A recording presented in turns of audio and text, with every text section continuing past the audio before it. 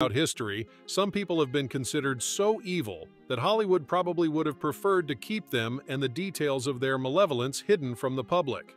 Here are 10 of those individuals.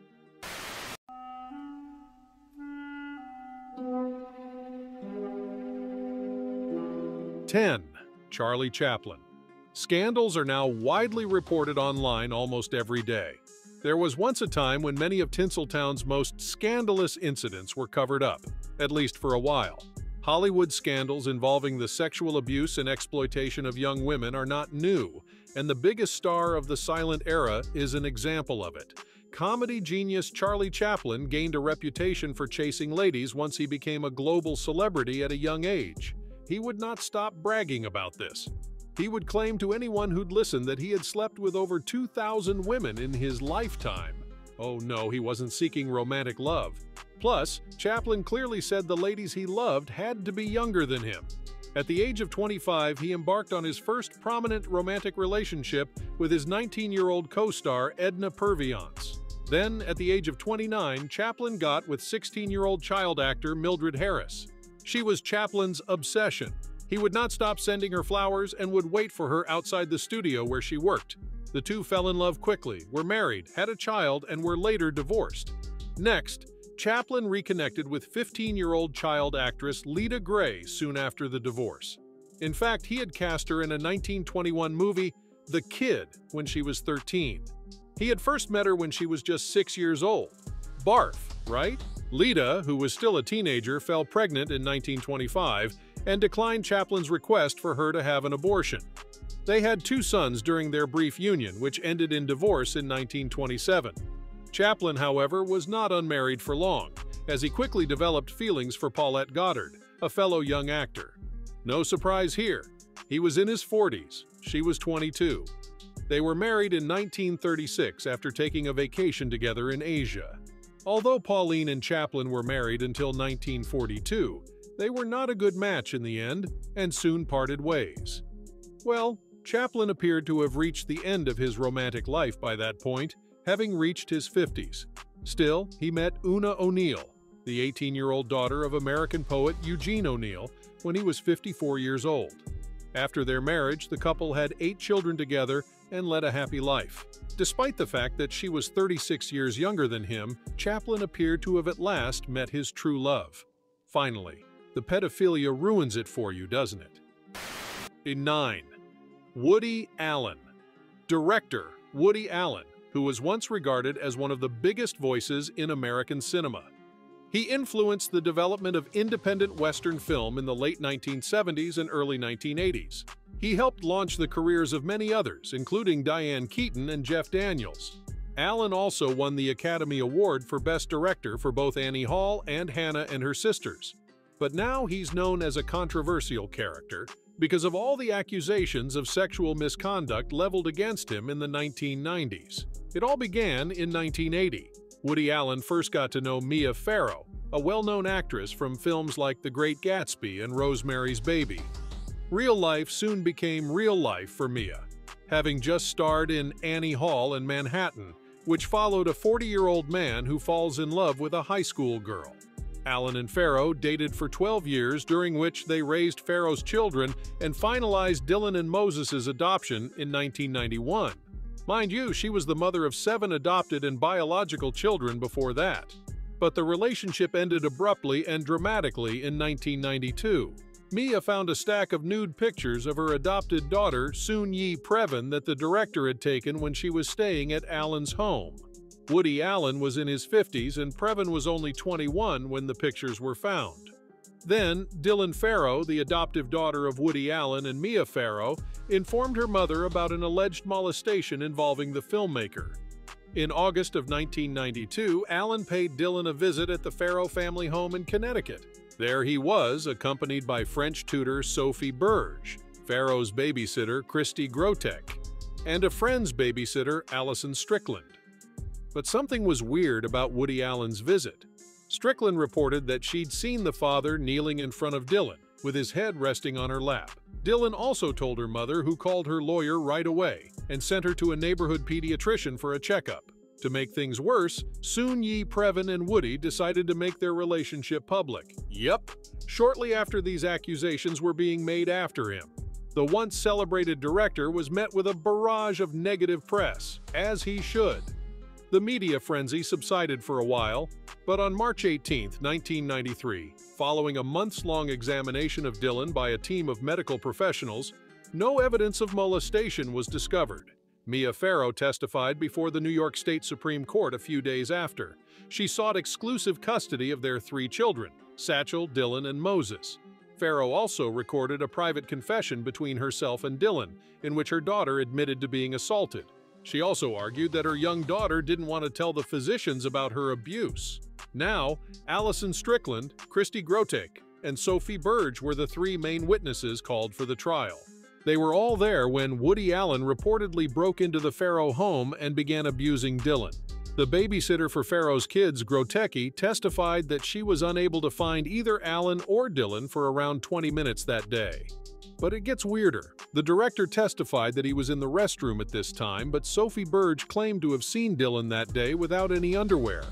Strickland's initial account of what happened remained the most compelling piece of evidence against Allen in the case. Well, he lost the long, intense legal battle on June 8, 1993. The court granted Mia Farrow custody of Moses, Dylan, and Satchel. But guess what? Woody Allen and Soon-Yi Previn tied the knot in December 1997, capping a dreadful few decades for the director. Years that had seen him embroiled in an unsuccessful custody dispute with Mia Farrow, and claims of child molestation that remained unproven.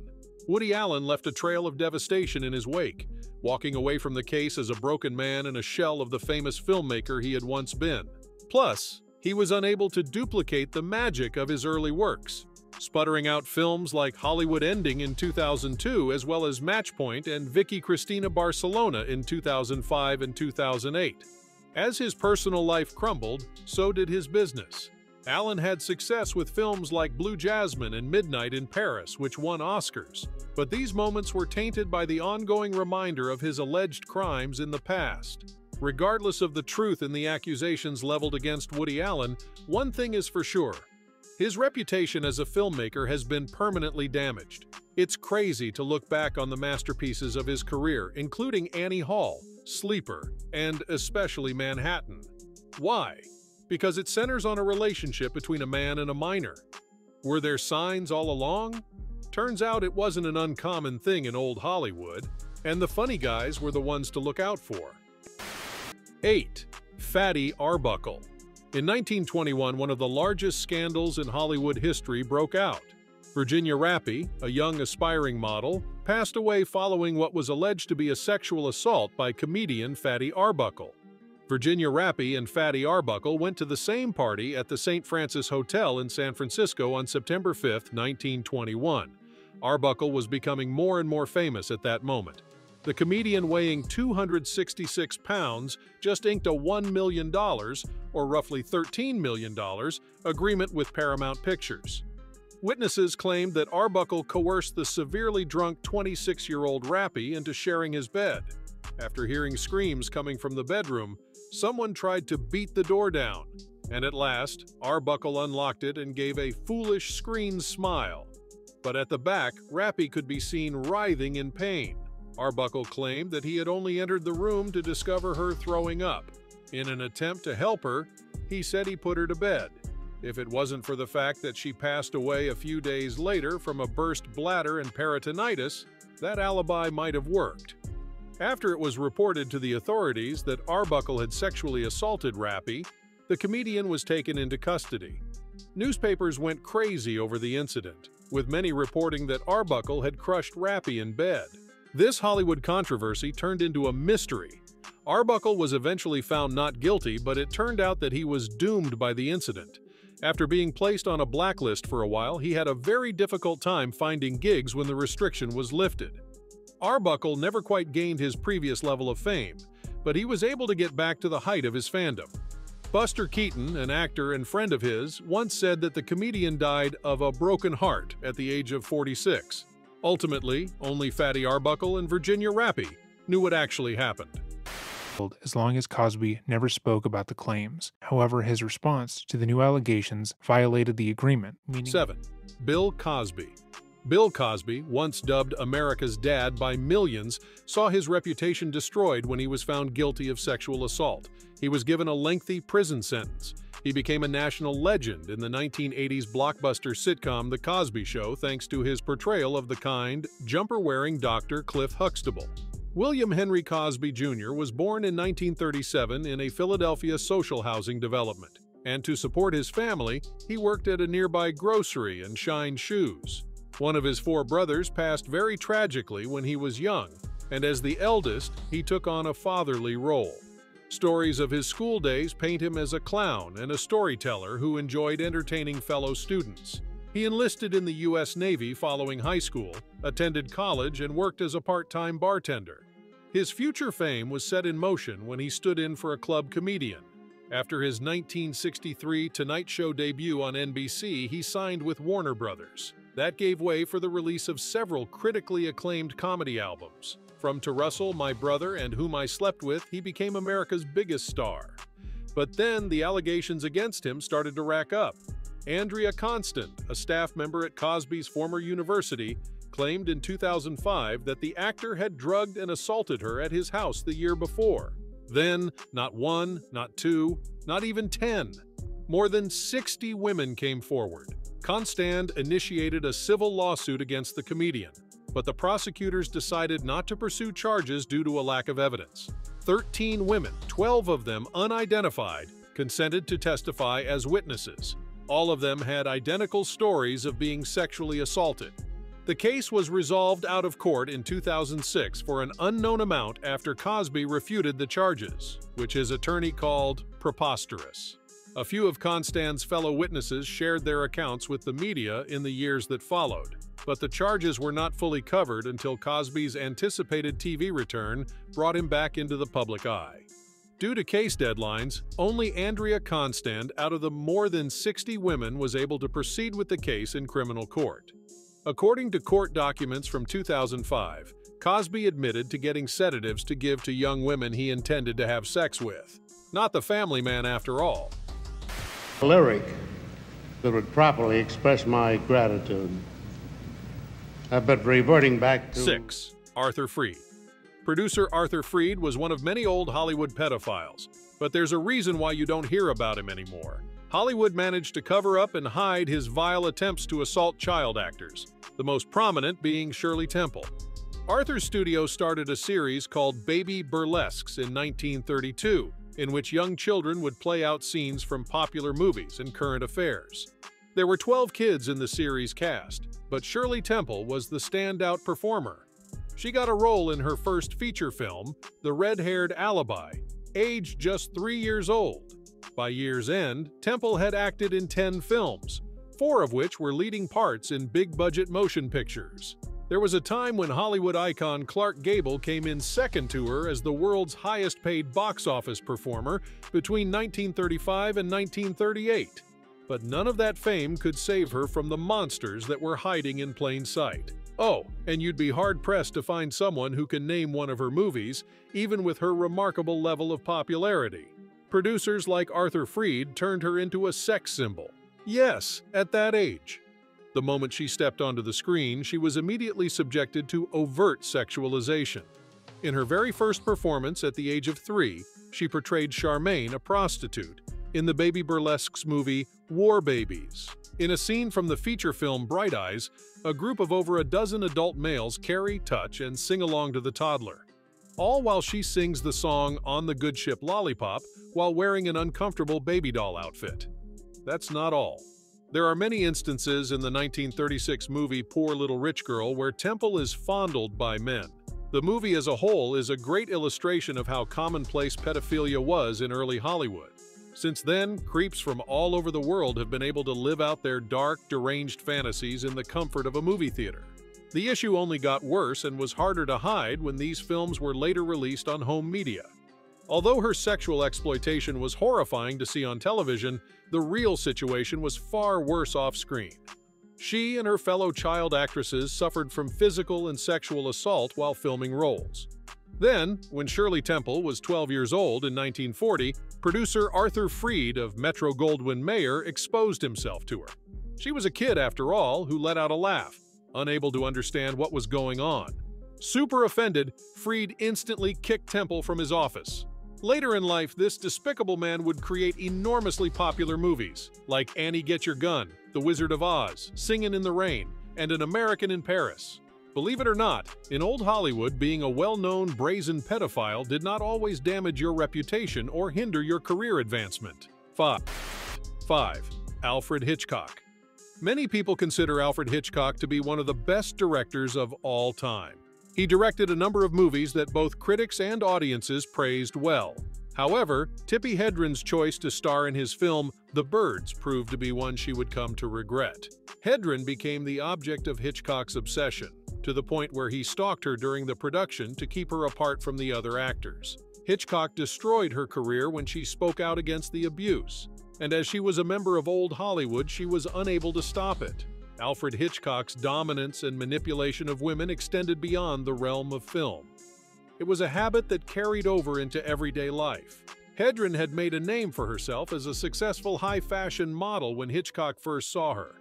She and the director inked an exclusive 7-year deal in the fall of 1961, with the payment schedule of $500 per week. According to Hitchcock, he signed her because she was a classic beauty, something that he found was lacking in the rest of the actresses of that time. She was first cast by the director in his 1963 thriller The Birds, and starred opposite Sean Connery in Marnie a year and a half later. Years later, Hedren revealed that Hitchcock had started stalking her after being obsessed with her while filming the movie. She even alleged in her memoirs that the director purposefully put her dressing room next to his office. She wanted to end her contract with him, but Hitchcock would have none of it. Eventually, the filmmaker blacklisted her and destroyed her career out of spite. It turns out that Hitchcock had a huge influence even after he passed away. His enormous cultural status rendered him untouchable for years after his death. Now, have you heard of the Monster of MGM? 4. Louis B. Mayer. Whatever happened in the studio stayed in the studio in the days of old Hollywood. And, well, a lot of messed up, truly evil things did happen. Enter Louis B. Mayer, the notorious studio chief who was known as the Monster of MGM. There was a dark side to him that matched every brilliant aspect of the film producer. Mayer personified the inflexible, terrifying Hollywood studio system. He maintained that he made the stars and relished making discoveries. He was the man behind screen sirens like Greta Garbo, Hedy Lamarr, and Norma Shearer. One of his most well-known quotes is that a star is carefully and cold-bloodedly built up from nothing, from nobody. Mayer exuded a cool, fatherly attitude in front of his employees. The reality was very different when things were closed off. Most horrifying of all, Mayer would immediately put his ice mask back on after these outbursts of fury. He exerted extreme control over his talents, particularly with regard to their public personas. Mayer and Elizabeth Taylor were known for their frequent arguments. Oh, and she called him a monster for his attempts to control every aspect of her life. But Judy Garland, Mayer's most well-known starlet, has made some of the most serious accusations against him. Garland claimed that Mayer had repeatedly forced her to sit on his lap, which, believe it or not, was only the tip of the iceberg. Because of her small stature and curved spine, he reportedly referred to her as "my little hunchback." He also urged her to take diet pills in order to lose weight and look more girly. The sad part is that Garland suffered from eating disorders that led to her terrible early death, mainly because of Mayer's actions. He actually really enjoyed working with Garland, but put her through a lot during the course of several movies, to the point where the worn-out actress just wouldn't show up. Her absences were obvious by the time she started shooting summer stock, and when the issues persisted in her next movie, Mayer fired her completely. The next thing Garland did was devastating. An unstable and apparently unloved Garland attempted to off herself as soon as MGM and Mayer fired her, but he had already gone on to his next victim, as it was neither the first nor the last time. Mayer gradually established himself as a producer after starting out as a theater owner. Following massive success with movies like Birth of a Nation, the mogul hit gold when he got to know Marcus Lowe. owning Goldwyn Pictures, Lowe intended to combine the studio with Mayer's business. After Mayer agreed to become vice president, the internationally recognized Metro-Goldwyn-Mayer Pictures was established. The extent to which Mayer was a titan in his day is difficult to exaggerate. Under Mayer's guidance, MGM released the blockbuster hits Gone with the Wind, The Wizard of Oz, and Greta Garbo's debut comedy Ninotchka in 1939 alone. Oh, and he's to thank for coming up with the Oscars, too. But guess what? There is a rumor that Mayer's villainy included covering up a murder. The story goes that Clark Gable, a star of Mayer's, was driving carelessly when he hit another vehicle, killing the driver. But Mayer set up another person to take the blame to save his star. And not only was Mayer not hesitant to abuse his position of authority in boardrooms or courtrooms, but he also demonstrated this in the bedroom. Actress Jean Howard was Mayer's first love, and he wanted to get her at all costs. He tried to get her to change her mind by chasing her around after she turned down his advances, and he truly elevated creep to a new level when that failed. Howard leaped into the arms of Agent Charles Feldman to escape Mayer's unwanted attention. What did Mayer do? He banned Feldman from ever setting foot on the MGM property and prohibited any of Feldman's clients from ever working for MGM. Though Mayer was utterly repulsive to Jean Howard, he harbored a weird kind of love for her. In fact, he had asked her to marry him and said he would divorce his wife if she accepted. As you can expect, he took it very hard when he eventually came to terms with the truth that she didn't love him back, apparently going so far as to attempt jumping out of a window while intoxicated. Margaret, Mayer's wife, supported him through all of his scandals and infidelity until she finally had enough in 1947. After more than 40 years of marriage, the couple filed for divorce in that year. Unfortunately, Mayer's personal life could not have been more different from the wholesome family movies that brought in his money. Was Hollywood's archetypal, unstoppable movie mogul, the executive with the brains and hefty brawn. 3. Harvey Weinstein. From Buffalo, New York, the once heralded producer of the Weinstein Company and Miramax Films created an empire from the ground up. He rose to prominence as a significant Democratic Party fundraiser by presenting himself as a lion of the left and a defender of feminism. These beliefs stand in sharp contrast to the decades-spanning accusations of sexual harassment and rape made by over 80 women, which ultimately resulted in his arrest and expulsion from the firms he established. Weinstein was accused by prosecutors of using his leadership of one of Hollywood's most influential film studios as a cover to harass and assault women. For years, he was indicted in both New York and California. But wait, let's rewind a bit. In 1979, using a combination of their parents' names, Weinstein and his brother founded the modest independent film distribution business called Miramax. They were well known for art house films, which were excellent movies but without high-budget actors. Through the transformation of low-budget, unconventional films like Pulp Fiction and Shakespeare in Love into popular hits, Miramax engineered the art house boom of the 1990s. The film Sex, Lies, and Videotape, directed by Steven Soderbergh, made Miramax the most successful independent studio in the United States in 1989. Then Disney bought Miramax in 1993 for roughly $60 million, and the Weinsteins kept running the business and launched many popular products. The brothers declared in 2005 that they were going to leave Miramax to start the Weinstein Company, their own production company. According to a 2015 Forbes article, Bob and Harvey jointly owned almost half of the Weinstein Company. At the time, the magazine calculated the value of each of their shares to be $130 million. However, the business has faced financial difficulties since 2009. Despite the fact that his work was receiving critical acclaim, Weinstein was accused of sexually harassing women and offering professional gains in exchange for sexual favors. He had at least 8 settlements with women over the years, according to a report from October 2017. Ashley Judd, an actress, claimed that Weinstein attempted to force her to watch him take a shower at his hotel. This was while she was filming Kiss the Girls in 1998. Plus, Gwyneth Paltrow and Angelina Jolie also came forward to claim that Weinstein had previously assaulted them sexually. Days later, Harvey Weinstein was ousted by the Weinstein Company's board amid heavy public scrutiny. Even though Weinstein was accused of sexual misbehavior by over 80 women in public, He was found guilty on only 2 counts: first-degree criminal sexual act and third-degree rape. He's facing a total of 39 years in prison, which at 70-something is as good as a life sentence. 2. Jeffrey Epstein. The ties between the Hollywood elite and Jeffrey Epstein. They'd wish collective amnesia upon us all to forget this connection. Rich businessman Jeffrey Epstein, who was accused of child sex trafficking and had ties to prominent politicians and Hollywood stars. He was found hanging in his jail cell and was declared dead at a New York hospital, even though he had been put on suicide watch. With his former connections to both President Donald Trump and President Bill Clinton, Epstein's case garnered significant attention, mainly as he had many influential people in the world within his network. Although his connections to politics garnered the most attention, he also had a major Hollywood link. With the Me Too movement and pedophilia scandals like the allegations against Bryan Singer, Epstein's trial served as a warning to some Hollywood predators. It's crazy to think that he was able to go around in Hollywood circles and was interested in the industry, also its workings, and the people in positions of power.